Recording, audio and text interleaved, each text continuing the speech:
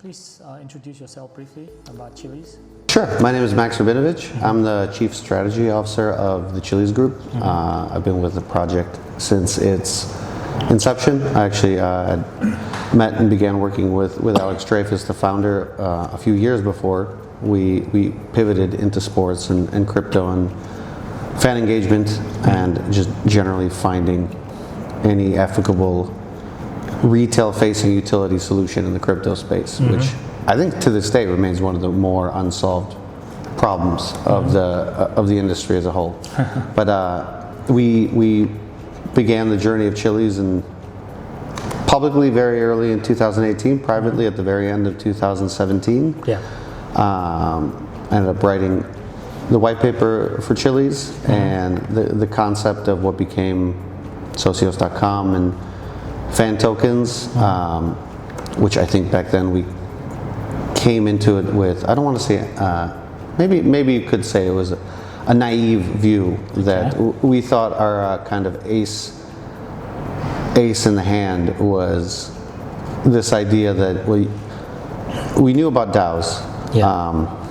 And actually I had spoken to a few of the founding creators and developers behind the idea of a DAO anyways, from the original Ethereum days, and just kind of had this light bulb moment of, well, you don't need a DAO to be fully decentralized, right? That's an interesting idea for governance as a whole, but what if you could connect a voting mechanism predicated on tokens that was connected to an IP, right? A sports IP, whether it's PSG, Barcelona. I think it could be a movie studio, it could be anything else in fairness in the future as well. And then you just sold utility tokens licensed to that IP, and anyone who bought one or more tokens could use them to vote in this governance structure. And it would be centralized because, the entity that owns the IP, I think rightfully should stay in control. They get to ask the questions, they get to figure out what answers they're okay with, but that mechanism would, in our minds, allow you to very easily create globally spanning, at least the spine of engagement and recognition and a way to buy in to IP you like. Yeah, that was a big dream. I mean, back in 2017, dreaming about or planning to tokenize fan token for the largest clubs out there. Was this from the beginning? Well, we only started, to be clear, working on it in 2018. I think we were all going into Christmas break and kind of said, okay, why don't we all think about this and come back in January and see what, does anyone have a good formed idea? Okay. But no, honestly, when we started working on it, we thought football or just international sport in general would be the logical end game in an eventuality where we didn't fail, right? Which is when you're starting out, like not a lot of eventualities. Initially, we knew we wanted to create our own ledger, which years and years down the line became Chiliz chain as an open layer 1 EVM chain. But we knew that we needed to have a proof of concept. If we were going to create a blockchain for sport, or even something labeled as a tech infrastructure for sport and crypto, you can't just say that. You have to back it up, right? Back then we were nobodies, we didn't have any legitimacy. What does that even mean, considering that a blockchain inherently is complete, it's a generic and fairly simple piece of technology. So we wanted to show that you could create a product, a retail-facing product with product market fit, which is how So시오스닷컴 and the idea of fan tokens came about. And our original pitch was that this would be an esports fan engagement platform, right? That we would go call teams like NIP and OG. One, we assumed it would be a lower barrier to entry because esports, while a big industry, is obviously nowhere near the size of tier 1 football. And at the same time, we figured, well, the fans of esports are young and they're already very comfortable with the idea of digital economies. It's something that actually, even before crypto, had been around for years, specifically with CSGO, for better or for worse. So we thought, okay, even from an educational perspective, the onboarding is going to be a lot easier. And we found that just was not the case back in 2018. A lot of esports teams were still run by let's say, youthful folks. They were very lean organizations. They were very money hungry. They were barely breaking even. And I think that was, during those days, it was the first kind of flood of sponsorship money into esports. So we couldn't figure out very ethical ways to work. And at the same time, Alex, who obviously has a very robust business network throughout Europe and globally, just thought almost on a lark, hey, why don't we pitch some big teams and at least, you know, gather some feedback that'll laugh us out the door. And we went to PSG and Juventus specifically as the kind of the first two teams, fully assuming that they'd say that's great, you know, get the hell out of our office. But after, you know, a few hours each time of kind of explaining crypto from the beginning and the vision and what the application would be, and why you could do this in the Web3 space much more easily and much more scalably than through a centralized loyalty platform and with less cost, they just decided to take a chance on us. They said, okay, you know, if you put your money where your mouth is and you're ready to actually license our IP and do this, we'll let you do it, right? And I think they even thought we would probably not exist. 6 months after launching. Luckily, that wasn't the case. That was a bold move, like poker. I think it just ended up being one of those things where that's amazing. If you don't ask, you're not going to get. You're not going to get you it. Never know. Yeah, but when you ask, sometimes people just say yes. So coming to present, very big news. You secured a MiCA license in Europe. Yes. Yes, a huge regulatory milestone, I believe. How do you see this shaping the sort of the global legitimacy of fan tokens or SportFi? Sure. I think that question doesn't have a direct answer, because I think to an extent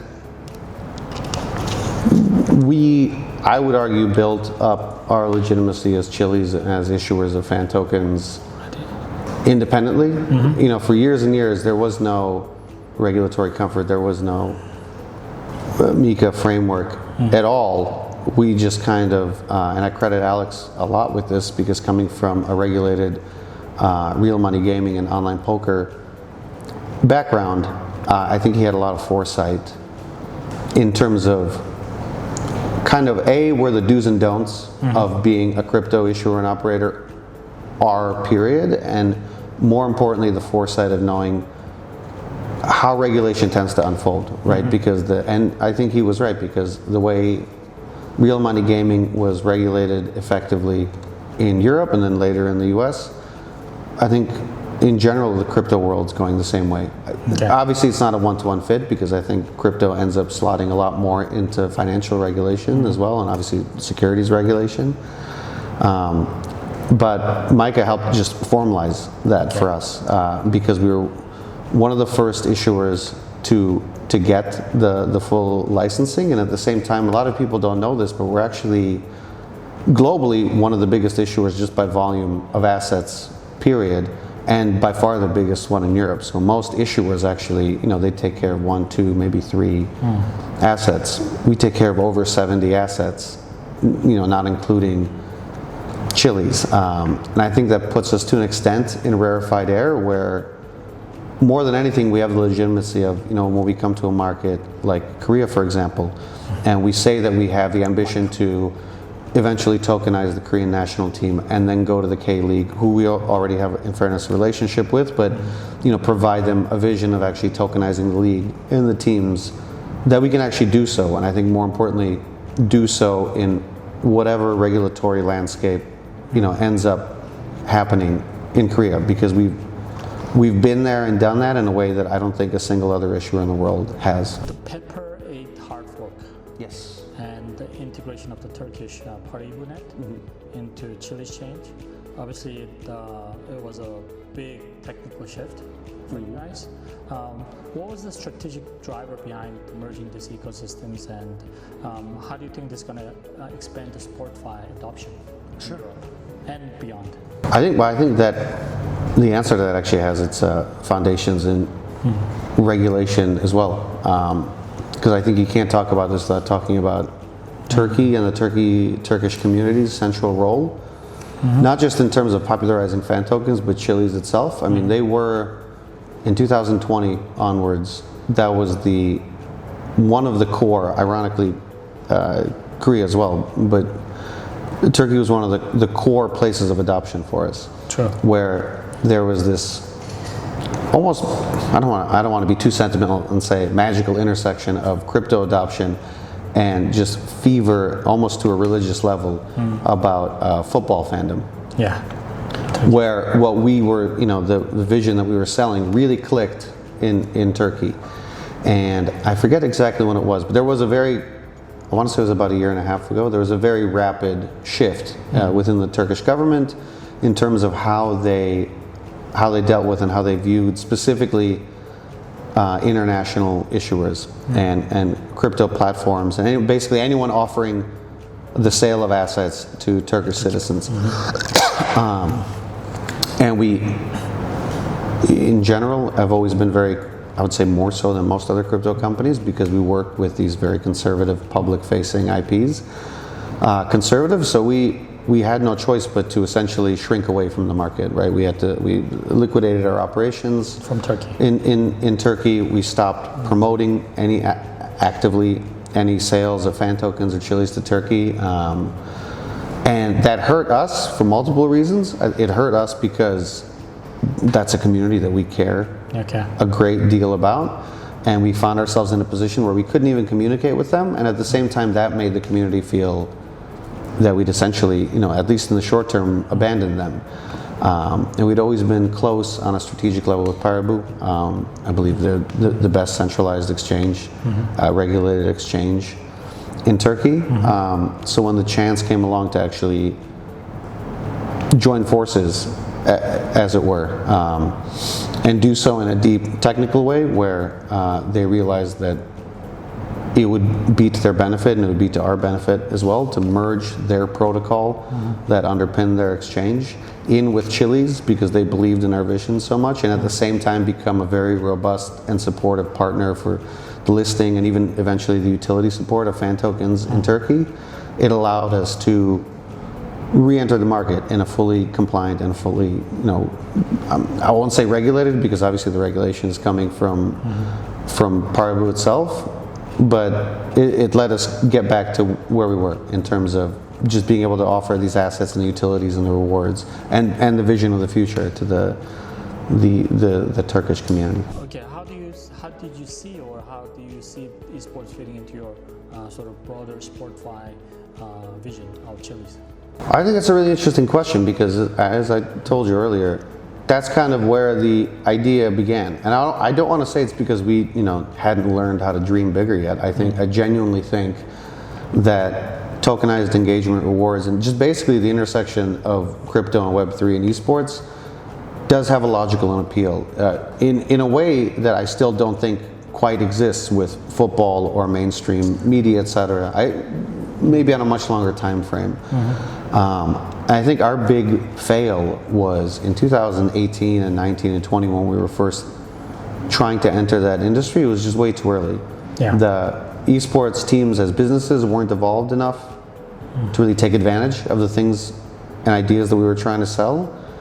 And I think it's night and day between then and today. And we're actually getting reinvigorated into esports, not least of which is, and that's maybe even a story for a different interview because it would take so long to explain, but it made a lot of strategic sense to acquire a majority stake in OG, which to me, outside of the thrill and fear of now being forced to hopefully very successfully run an esports team, it opens up a blank slate of, well, what can you do with this token, right? Okay. Historically, we've always been an issuer that essentially works, we license IP and we work at the behest of the IP rights holder.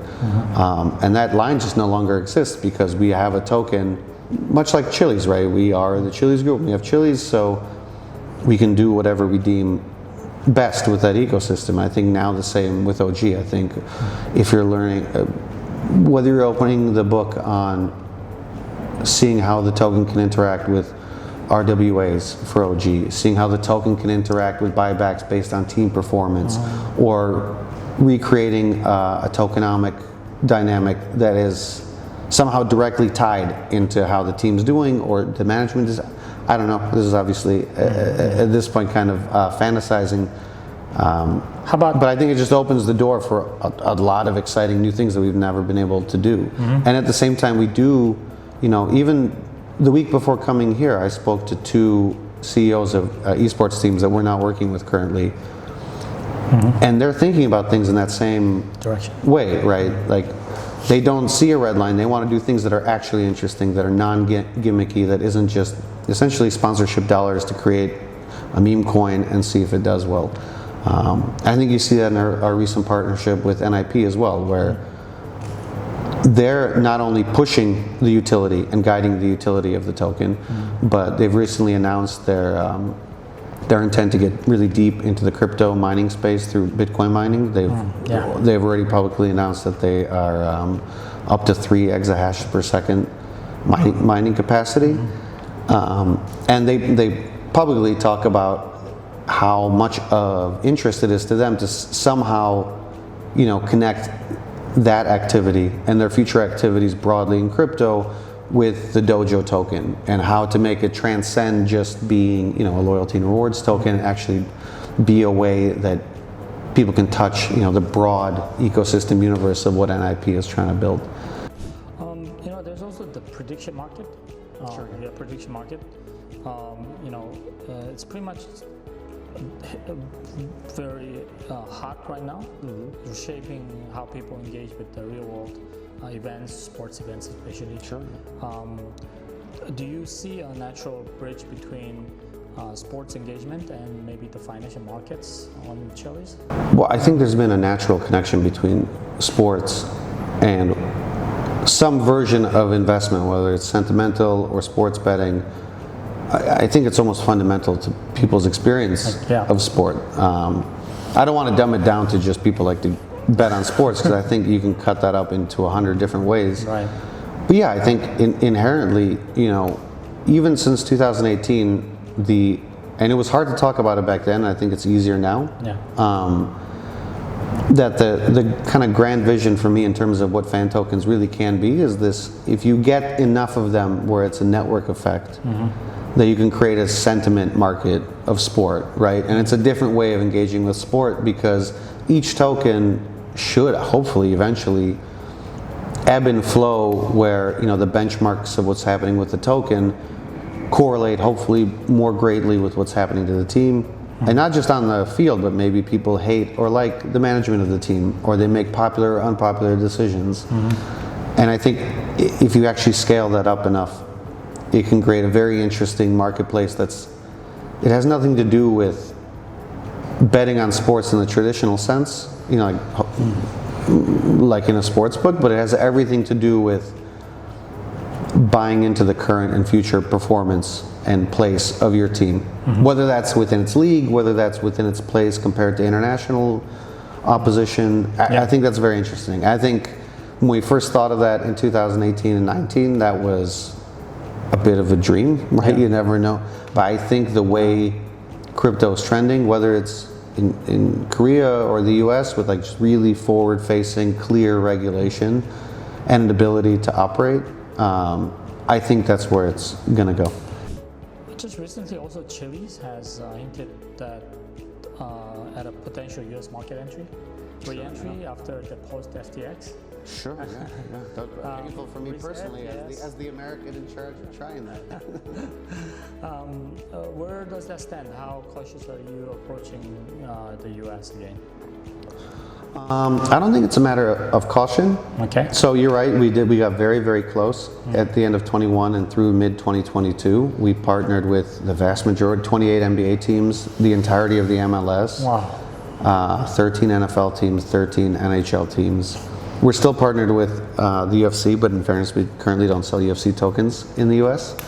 And we got tantalizingly close to finding comfort with the leagues to be able to launch those tokens, right up until, as you rightly pointed out, the entire FTX collapse made it essentially radioactive for conservative brands like the NBA and the NFL to touch crypto, let alone do something experimental on the order of creating fungible tokens with their IP. And the US is obviously unique because unlike in Europe, for example, where teams make their own decisions, Barcelona doesn't need to ask La Liga who it can take on as a sponsor.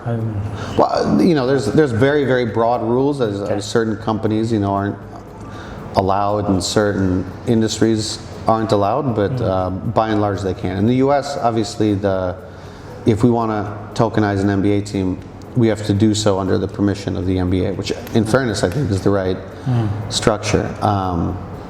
And the leagues in the US have been very clear with us that they want to work with us. I think they really appreciated how we carried ourselves with their teams during the last crypto winter, especially compared to the dozens and dozens of other Web3 companies that tried to kind of hack growth, by just slapping their logo on a team. Right.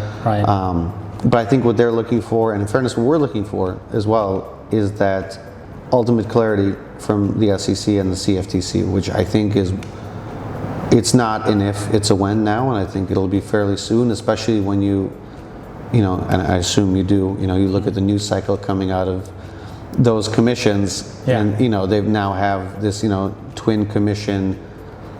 I think they call it a crypto sprint now, and almost every week or two they keep offering not formal notices, but just letting the markets know that we're working on this and this is a top priority. And I think what's most heartening is it's no longer a piecemeal where I think they're going asset by asset. I think they've made it very clear that they want to find a full solution for the industry, right? They want to figure out very broad rules of what crypto asset types fit into which category. They've already publicly said, the commissioner of the SEC has already said that they believe the vast majority of crypto assets are not securities. And whether that means they'll regulate that vast majority as commodities or something else, I don't know. I won't guess, but I think that clarity is coming soon, and when it comes, not just for us, but I think the floodgates for all regulated white hat operators and asset issuers, really opens. What role do you see, maybe not just Korea, the Asian market, Japan, Korea, Southeast Asia, play compared to Europe's growth in over the next few years? I can't speak as much about Southeast Asia, just because I don't have as granular of an understanding of the market, other than knowing that there is obviously just a very voracious appetite. But specific to at least Korea and Japan, I know that even from experience, most people assume, ironically, that going back to what I said about Turkey, that Chiliz blew up because of Turkey. That's not actually true. The first two communities that really grasped onto the notion of fan tokens and Socios and Chiliz were Japan and Korea. And I think the way the regulatory landscape in both countries unfolded has been very interesting, because it's created a very isolated market where I think a lot of people don't realize that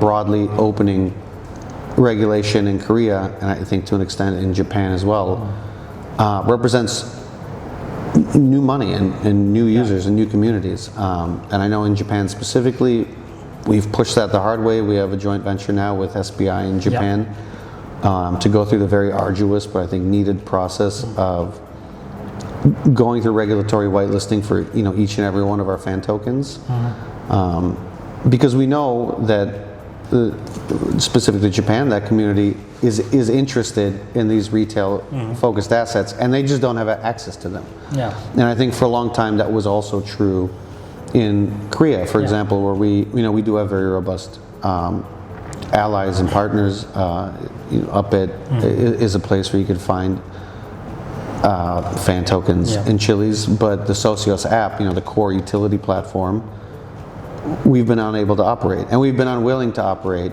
in Korea, without regulatory approval, because again, we're kind of the conservative niche guys in crypto, where it's not so much that we care about us getting in trouble or taking a reputational hit. It's just that we can't afford to have that happen to PSG or Barcelona.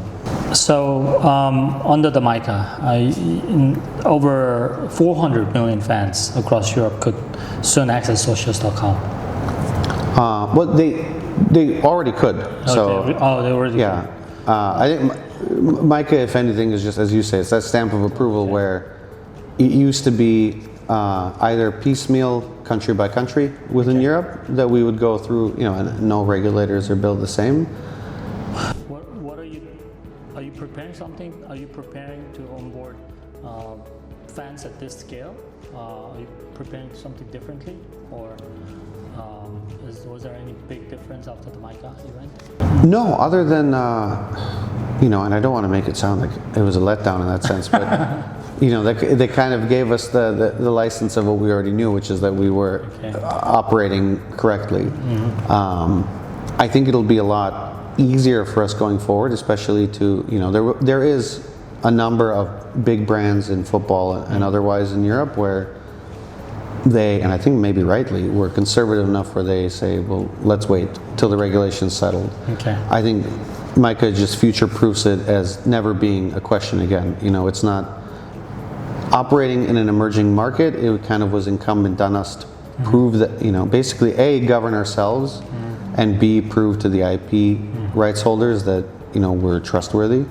That's less of a question now because we don't, other than obviously our successful business past, we can just point to the licensing and say it's not, don't take it from us, take it from MiCA. the top regulatory framework. I think MiCA is great because it positions us well when, as you say, regulatory clarity comes in Korea and in the US specifically. I think so. Because it kind of puts us at the front of the pack of the folks that are going to be trusted in these new regions, and that I think will have the most beneficial discourse. I think maybe the exciting news you were hoping for, that will happen in the US and in Korea, ironically. You had a recent 150,000 hackathon in PLC Stadium. I've never seen a hackathon in a stadium. Was there any winning use cases that stood out for you as a potential mass adoption? That's a good question. There was a team that I think if they figure out because I couldn't actually, the legality and scalability of doing, there was a team that was doing a Twitch overlay, and they wanted to focus on our esports token specifically and create basically gamified micro prediction markets. So prediction markets for those teams based on what was happening on stream, but predictions over what would happen in the next 30 seconds or 10 seconds, which at first I kind of didn't click with me. They were very young guys, but then I talked to a lot of other people, a lot of other contestants specifically at the hackathon who were also Gen Z, Gen Alpha guys, and realized I think we're just I'm just slow. And because that is what's interesting to them, because when they talk about prediction markets, they sound like they're bored because they're like the US election prediction market took 11 months to settle, and I was like, yeah, man, that's funny. But I guess that this kind of rapid fire application, and to do so with fan tokens, I thought was interesting. And there was a project that was doing something called Fan Index, which I thought was interesting because they were the first to kind of come up with this idea of creating these almost mini ETFs where they in a gamified way will bundle various sets of fan tokens for people to buy into, which I think goes towards, ironically, my hope and dream that eventually this will mature into a full kind of sentiment market. And obviously having kind of those, not necessarily derivative, but those sub-products goes towards that. Coming to back to fan tokens, it does sometimes get criticized as speculative. How are you trying to evolve them into real utility products like ticketing, voting, and in-stadium experiences? And so Well, I think it continues to be a step-by-step process because the line for us isn't what we want to do; it's always what the team wants to do. And I think maybe going back to your first question, we thought and hoped, in 2018 and 19 when we partner with these teams that like we could incite change more quickly than I think we were able to, right? At the end of the day, these are old school companies. And I think we're only now getting to a point where not only do we make stable enough, revenue, and we're a good enough partner to them, but they're becoming more digitized as companies and starting to focus more and more on alternative engagement and revenue streams. And that's what opens them up to. And whether that's giving us more ticketing inventory or actually having, conversations with the many development partners we have that reach out to the Chiliz chain, for example, and they have either ticketing solutions or ticketing redemption and gamification solutions. I think that will probably be the road that takes, because I think a reality for any fungible asset, especially one that's, let's say, a small to mid cap asset, is there will be a certain amount of speculation. I don't think that's a bad thing, because I want the speculation to be incumbent in that sentiment marketplace, right? It needs to ebb and flow, and there needs to be a meta game above what the tokens do. And I think our job going forward, if anything, is just to focus on supporting that sentiment market, whether that's through evolving the tokenomics of the tokens themselves, and on the utility side, just pushing that line up further and further, right? Because it does become this network effect of, well, how much value can you pile under PSG, for example? Because if it's just 20 tickets over a season, that's not much. If it's 200, maybe that's more. If it's all these meet and greet experiences and digital experiences and derivative experiences, where maybe if I have a token, I can go to this ticketing NFT provider and get something. At the end of the day, those are, I'm sure you guys see it in Korea as well. I'm less cognizant of it, but ticketing industries and kind of the adjacent industries to sports and live entertainment are it's a very complicated and fragmented industry vertical. So weaving that line through everything, it takes, I think, longer than people assume. It's been publicly said multiple times that digital assets, crypto must be must have real world utility to succeed. Is that principle still guiding you, and every strategic decision you make at Chiliz? Yeah, I still think they need a base. I don't think ripping it away totally would make sense.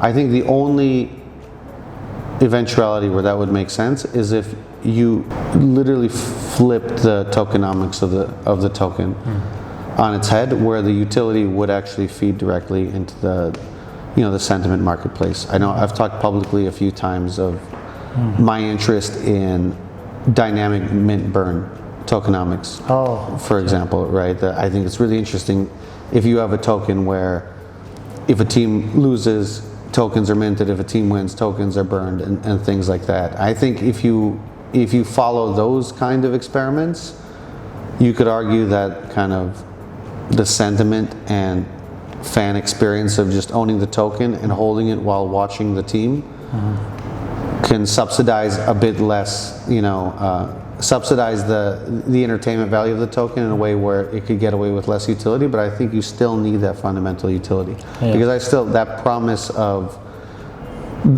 what does one token get you if you either engage a lot or if you get lucky because you're in this token gated environment. I think that's really important.